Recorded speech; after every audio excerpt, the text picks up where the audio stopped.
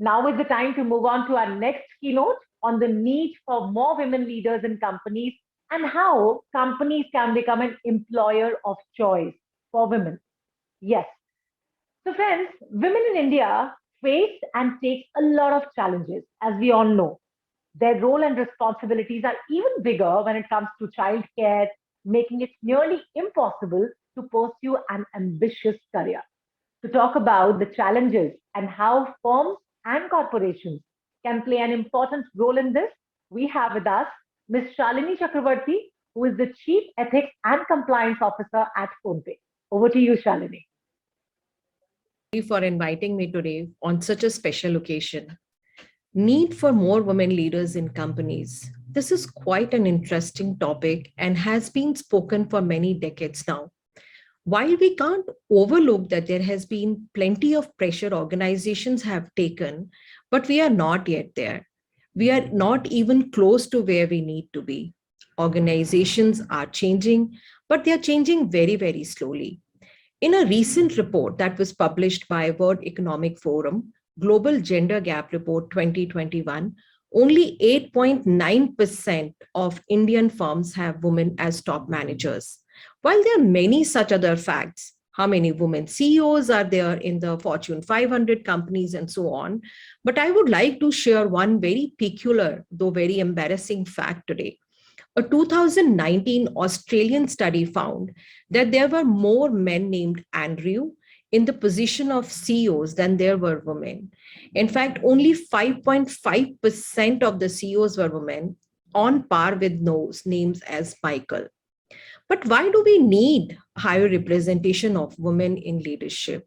There have been multiple surveys and studies that have been conducted on this topic. The organizations that have women as part of their leadership outperform financially against the organizations that they don't have. There was a McKinsey report which was conducted based on a survey done in UK, where it was proved that every 10% increase in the gender diversity, earning before interest and taxes rose by glaring 3.5%. This is absolutely a key measurable criteria linked to the bottom line of the organization.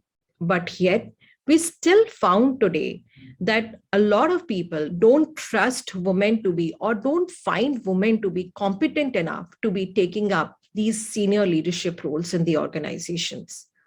I would like to quote another study that was conducted by Harvard Business Review almost a decade back. They compared men versus women in a leadership position on 16 leadership criteria. These criteria included things like performance drivers, supporting people under you, innovation, strategic perspective, stakeholder management. And you will be surprised and shocked to see that women outperformed men on 15 out of these 16 criteria. The only one criteria they were slightly behind was the strategic perspective. And the reason was because they didn't have the exposure and experience to be in that role before. And that is clearly showing us that we don't have enough women at the leadership position. But beyond these financial performance, empathy, collaborative spirit, better conflict resolution, and diversity of thought, and host of such other superior soft skills that women leaders actually bring to the table. Look at the 4 countries, Germany, New Zealand, Taiwan, Iceland, who were actually led by a woman leader during COVID-19 crisis. Not just that they managed it the best, they were applauded for the efforts and throughout the journey of this crisis, the way they managed this crisis in their individual countries. What this clearly reflects is that the command of a situation when there is a need be. I would say, look at yourself, look at your mother, your sister, and the women around you. We take bold and wise decisions, which actually at the organization really helps us making the environment very more cooperative, less authoritative. People feel being at home. In fact, interestingly, I was talking to one of my colleagues last week, And, it was just a very general checkup call. He was new joinee. Has he been able to settle well? Is there any help that he needed? And one of the things, that he mentioned, that out of his journey or throughout his career, there were two jobs that he has enjoyed. And the reason he quoted was that both the times there was a woman who was leading the team. He really called out, saying that women are very empathetic and they really take care. It really feels being at home. And I think I was very happy to hear that feedback. The other thing, women have one of the strongest skill is about business communication. They really empower people to have meaningful conversation, encourage people to have meaningful conversations, and make sure they are creating an open communication channel with a lot of sense of clarity while people are talking to each other.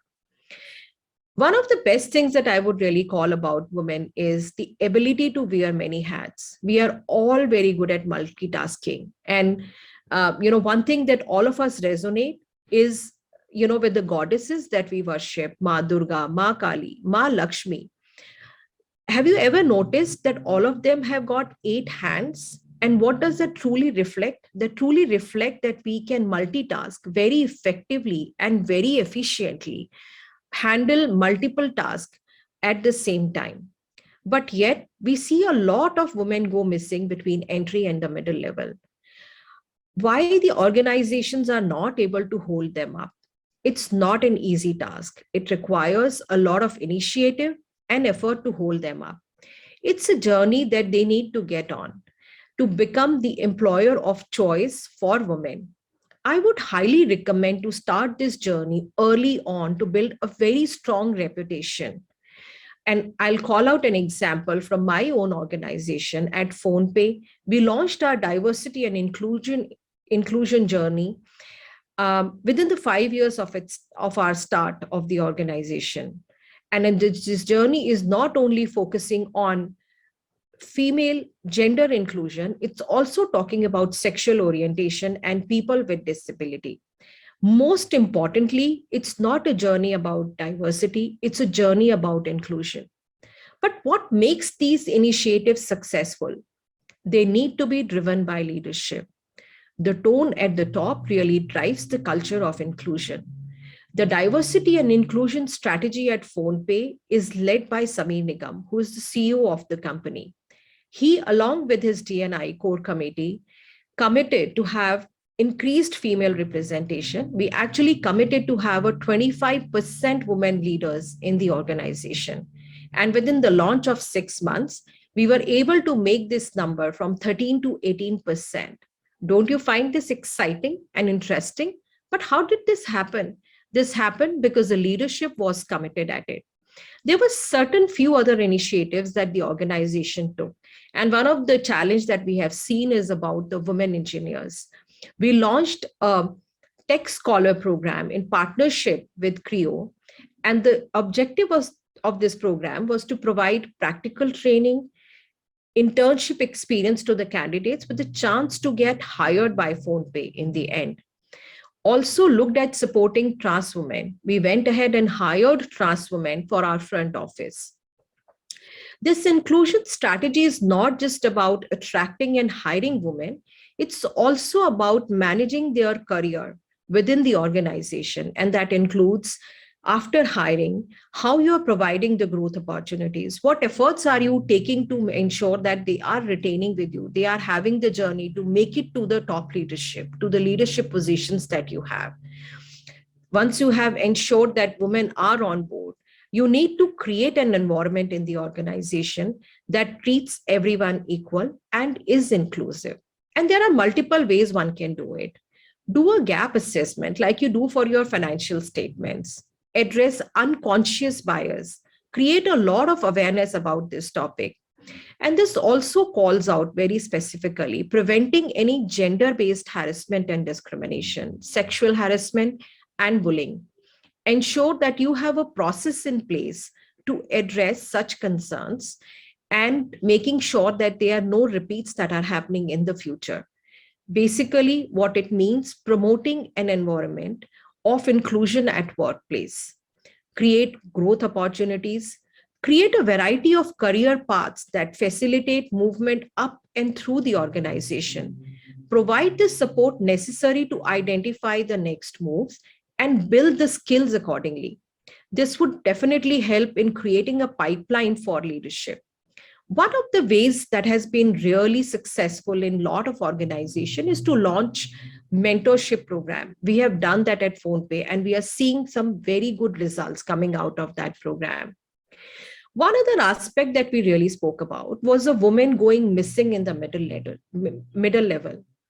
And one of what I've seen with my own experience, there are 3 M's that actually impact a woman's journey in their professional career. It's about marriage, maternity, and mobility. And it's the middle M, which is one of the factors that has been cited in many surveys for women dropping out, in the middle career. And what the women need a lot of caring. Women need a lot of support from the organization. In fact, I would recall, my first own experience. I have 2 daughters today, but I didn't get the support, that I needed at the first time, the organization that I was working for, the caring that I really needed. And I took a sabbatical for a period of 1 year post my first maternity. So what is it special that the organizations need to do? And I'll probably call out of a program that we have rolled out at PhonePe. It's called Mothers at PhonePe. So this program is to make sure that you get this support after your first trimester. You are beyond the basic, benefits that the organizations offer today, like insurance and, leaves. But what it provides you access to a lot of resources, including counselors, special medical advices, and many other such stuff, even including a guidance booklet. But the most important aspect is to, tie you up with a buddy in this program. And who is a buddy here? A buddy is a mother who's gone through that journey, has experienced the challenges that one has to face. So this buddy is available through this journey, helping the mothers to navigate through this difficult time of life, and also help them come back to the organization and help them settle. So this would really help a lot of women to make a comeback post their maternity. So the only thing, that I would really like to sort of call out for women, there are situations that all of us would need to handle, but there is a lot, available today in terms of support, where you can, reach out to many other women. So never give up, from that perspective. But from an organizational standpoint, it's a difficult time. There are situations where women have difficult times. What I would recommend is, one, to start your journey early enough. Make sure that you are addressing specific concerns that the women really face. Support them, do share that you care for them. And that's very, very important. That would really help you to build a pipeline to make sure that you have more women representation at the leadership. Thank you. So that was really a useful and important discussion. Thank you so much, all of you.